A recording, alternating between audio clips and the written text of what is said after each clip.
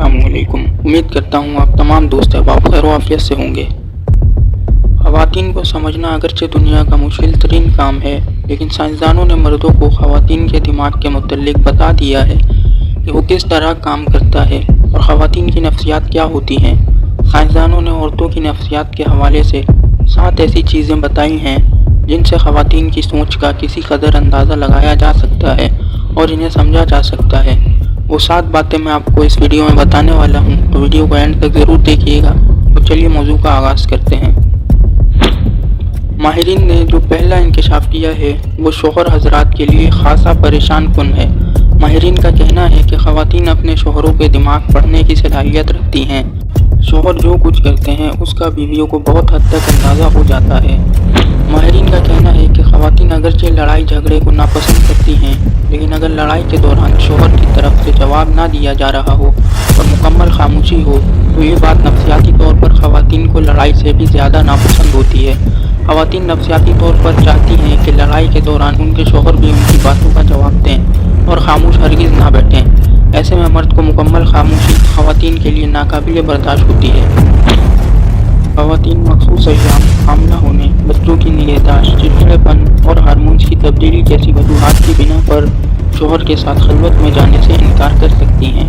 माहिरीन का कहना है कि खलवत में जाने से कबल मर्दों के लिए पहले 2 मिनट में जो कुछ होता है वही सब कुछ है। उस वक्त मर्द दिन भर के दौरान पेश आने वाली तलखियों को अक्सर भूल जाते हैं, लेकिन इसके बरक्स ख़वातीन पर उस वक्त भी गुज़िश्ता 24 घंटों के दौरान होने वाले तल्ख़ वाक़ियात का असर होता है।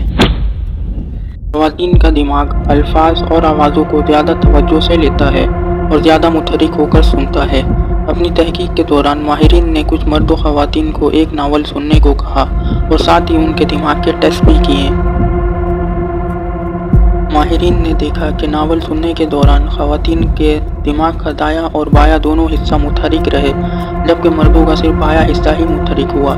यही वजह है कि लड़कियां लड़कों के निस्बत बचपन में जल्दी बोलना सीख जाती हैं और यही वजह है कि ख़वातीन मुख्तलिफ ज़बानें सीखने में मर्दों की निस्बत तेज़ होती हैं।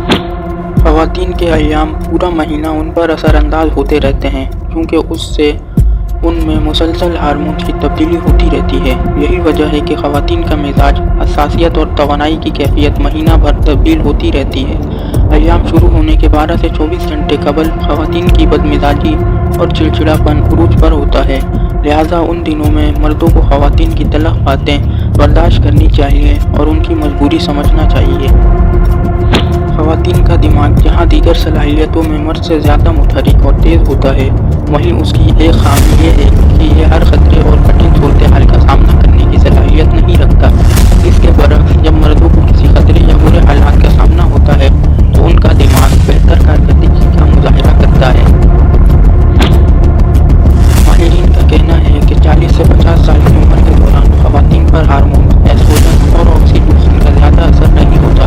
इसकी वजह से इस उम्र की ख़वातीन मर्दों की तरफ कम माइल होती हैं। इन सालों में ख़वातीन दूसरों की निस्बत अपने आप पर ज़्यादा तवज्जो देने लगती हैं।